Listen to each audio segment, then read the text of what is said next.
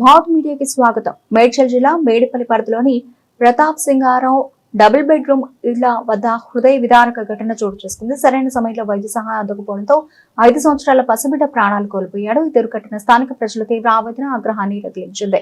కాలనీవాసులు పెద్ద ఎత్తున రోడ్డుపైకి వచ్చి బైఠాయించి ధర్నా నిర్వహించారు. మాకు ఆసుపత్రి కావాలి, మా ప్రాణాలకు విలువ లేదా, ఇంకెంతమంది చనిపోతే అధికారులు స్పందిస్తారంటూ నినాదాలు చేశారు. ప్రజలు ప్రభుత్వాన్ని, సంబంధిత అధికారులు వెంటనే స్పందించి కాలనీలో శాశ్వత ఆసుపత్రి ఏర్పాటు చేయాలని, వైద్య సదుపాయాలు కల్పించాలని డిమాండ్ చేస్తున్నారు. మిత్రులందరికీ నమస్కారం. ఇప్పటిదాకా కూడా మన అన్న చెప్పినట్టు మాకు ఇక్కడ అన్ని సౌకర్యాలు కావాలి. ఇవాళ నుంచి ఎన్ని రోజులైనా ధర్నా ఎన్నికి మేము రెడీగా ఉన్నాం. ఇప్పుడు ఉన్న ఎమ్మెల్యే గానీ, ఎంపీ గానీ ఎవరైనా పర్లేదు, మేము ధర్నా ఎన్ని రోజులైనా సరే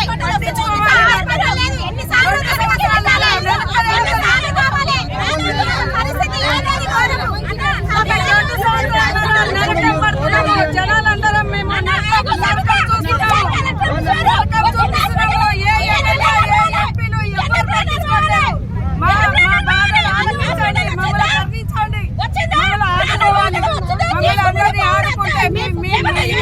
ఉంటాం సార్. మేము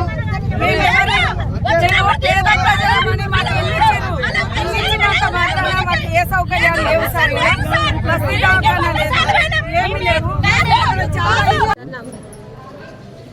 నమస్తే సార్, మేము ఇక్కడ ప్రతాప్ సింగారం 2 BHK నుంచి మాట్లాడుతున్నాము.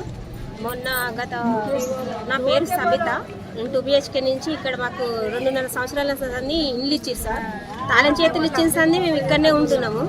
రీసెంట్గా నైటు ఒక చిన్న 5 ఏళ్ల అబ్బాయి సార్, ఆల్రెడీ మేము ఎంపీ దగ్గరికి, ఎమ్మెల్యే దగ్గరికి, ఇక్కడ స్థానిక ఉన్న అందరినీ మాట్లాడి మాకు ఇక్కడ హాస్పిటల్ లేదు, చావు బతుకులు ఉన్నామని చెప్తే ఎవ్వరు పట్టించుకోవట్లేడు. ఇప్పుడు ఒక చిన్న అబ్బాయి రాత్రి 2-2:30కి వాంతులు, మోషన్స్ అయింది. కోరంటికి తీసుకుపోయే వారికి ఆ తల్లి కడుపు కోత అయింది సార్. దయచేసి మాది విన్నవించి ఆ బాబు ఇప్పుడు తిరిగి రాడు, మళ్ళొకరికి ఇలాంటి దృష్టి రాకుండా మీరు అందరు చర్యలు తీసుకొని మా ఈ వీడియో చూసి అందరు స్పందించి ఇంకొకరికి మా కడుపు కోత పెట్టకుండా. 3 साल कोई भी पकड़ा लेने वाले नहीं है. हम लोग बोले तो भी कोई हमारा बात नहीं सुन रहे. परसों में 33 साल का बच्चा मर गए, आज एक बच्चा 5 साल का बच्चा मर गए. कोई हमारे वहाँ से पूछने वाले नहीं है. यहाँ रह के भी ड्यूटियों को गए तो भी आके नोटिस डाल रहे, यहाँ नहीं रह रहे बोल के. कोई आके बात करने वाले नहीं है, हमारा अच्छा बुरा पूछने वाले नहीं है. हम गए तो भी आते बोल रहे, कोई आने को नहीं है. हम जाके धरना करने को भी तैयार है. हमारे वहाँ से मेहरबानी करके सब जने पकड़ा लेके हमारा कुछ मदद करो. छोटा बच्चा 5 साल का बच्चा है, वो माँ को मिलता वो बच्चा. जरा हमारा वहाँ से सोच के हमारे को कब्रस्तान होना, హాస్పిటల్ होना, हमारे को ఇక్కడ 2.5 సంవత్సరాలు 3 సంవత్సరాలు కావస్తుంది సార్. ఇక్కడ వచ్చినప్పటి నుంచి దోమలు గానీ, ఈగలు గానీ, పాములు గానీ, పురుగులు గానీ అన్ని తట్టుకొని ఉంటున్నాము. కానీ ఇదొక పెద్ద సమస్య. మాకేమైందంటే దగ్గరలో హాస్పిటల్ లేవు, మాకు పట్టించుకునేటోళ్ళు లేరు, మంచినీళ్ళ సౌకర్యం లేదు. ఏమన్నా ఎక్కడైనా పోదామన్నా 2 కిలోమీటర్ దూరం ఉంది. రోడ్డు మొత్తం బ్లాక్ ఉంది, చీకటిగా ఉంది. ఎక్కడ సౌకర్యం మాకైతే ఎక్కడ కనిపిస్తలేదు సార్.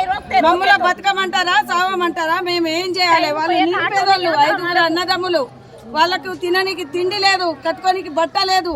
వాళ్ళకి ఏం చేస్తారో చేయండి సార్, న్యాయం అయితే చేయండి. ఇక్కడ ఒకళ్ళు కాకుండా ఒకళ్ళు చచ్చిపోతున్నారు.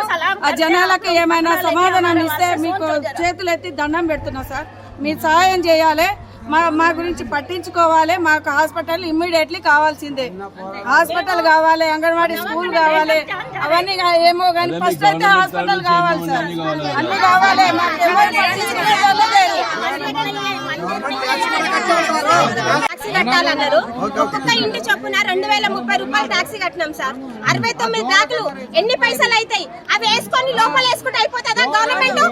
మేము చావాలన్నా ఏది పట్టించుకుంటలేరు. 69 బ్లాకులు సార్, 69 బ్లాకులు మొత్తం. 69 బ్లాకులు అంటే మొత్తం 2,230 రూపాయలు కట్టి 2,200 చిల్లర ఉంటారు సార్. అన్న ఒక్క ఇంటి చొప్పున ముగ్గురు వేసుకుంటే ఎంత మంది ఉంటారు చెప్పండి? ఒక్కొక్క ఫ్లాట్ లో 32 మంది ఫ్యామిలీలు ఉంటాయి. 2,030 రూపాయలు ఇంటి ట్యాక్స్ కట్టించుకురు. ఇలా మనం పట్టించుకుంటలేరు. ఇంటి ట్యాక్స్ వచ్చినప్పుడేమో ముందు కూరుకొచ్చారు. ఇది ఎక్కడ న్యాయం సార్? మాకు న్యాయం చేయండి, అవసరం మేము సార్ కూర్చుంటాం మేడం. కామర్లతో చనిపోవడం జరిగింది. దానికి సంబంధించి మా ప్రజలందరూ స్పందించి ఏదైతే రోడ్డు మీదకి వచ్చారో వాళ్ళందరికీ నేను స్వాగతిస్తూ ఉన్నాను. నేను 3 రోజుల క్రితమే ఇద్దరు పెద్ద మనుషులు తీసుకొని నేను డిఎంహెచ్ గారిని కలవడం జరిగింది. ఏదైతే మన స్టేట్ గవర్నమెంట్కి సంబంధించి పాలసీ బస్తీ దవాఖానకు సంబంధించి ఆల్రెడీ సెంట్రల్ గవర్నమెంట్కి పంపించడం జరిగింది.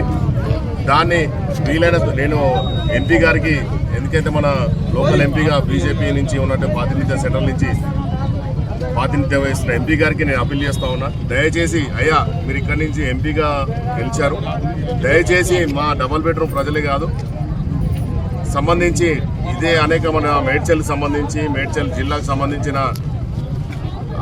బస్తీ దవాఖానాలు చాలా పెండింగ్లో ఉన్నాయి సార్. దయచేసి మా ప్రజల్ని ఆలగించి ఏదైతే ప్రపోజల్స్ ఏవైతే పెండింగ్లో ఉన్నాయో ఆరోగ్య శాఖ సెంట్రల్ గవర్నమెంట్ దగ్గర ఏదైతే పెండింగ్ ఉన్నాయో దయచేసి ఇప్పిస్తే ఇలాంటి పిల్లలకు, ఎందుకంటే ఏదైతే కూలీ చేసుకొని లేబర్ పని చేసుకొని ఉండేటోళ్ళే అందరికీ మన గతంలో గవర్నమెంట్ ఏదైతే అరకూరంగా సవలతు కల్పించి ఇక్కడ డబుల్ బెడ్రూమ్ ఇవ్వడం జరిగింది. కొన్ని మేము సాల్వ్ చేస్తూ ఉన్నాము. అందరం సొసైటీ చైర్మన్లు అనుకుంటే కొన్ని సాల్వ్ అవుతూ ఉన్నాయి. దయచేసి మీరందరూ సెంట్రల్ గవర్నమెంట్కి సంబంధించి తొందరగా అప్పీల్ చేసి ఇలాంటి పేద ప్రజల్ని ఆదుకుంటారని అప్పీల్ చేస్తూ ఉన్నాను.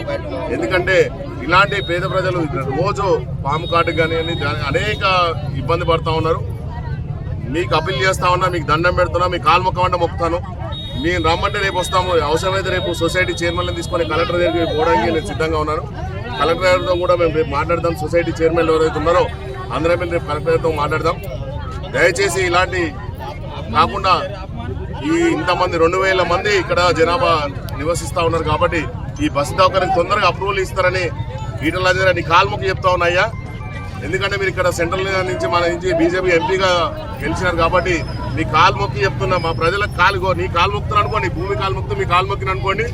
దయచేసి ఈటల రాజేంద్ర గారికి అప్పీల్ చేస్తా ఉన్నా, తొందరలో బస్సు దవాఖాన మాకు అప్రూవల్ చేయించాలని కోరుకుంటూ ఈ అవకాశాన్ని ఇచ్చిన మా డబుల్ బెడ్రూమ్ మీ అందరికీ మీ శిరస్సు వంచి దండం పెడుతున్నా. అందరం ఆ బాబు అంత్యక్రియలో పాల్గొంటాం. దాని తర్వాత రేపు అవసరమైన కలెక్టర్ గారిని మేము సొసైటీ చైర్మన్ల ద్వారా అందరినీ కలెక్టర్ గారిని కలవడానికి వెళ్తాం. ఆ హాస్పిటల్ కోసం ఎంత దూరమైనా మేము రావడానికి సిద్ధంగా ఉన్నాం. స్టేట్ గవర్నమెంట్ కి సంబంధించి అప్రూవల్ వెళ్ళిపోయాయి.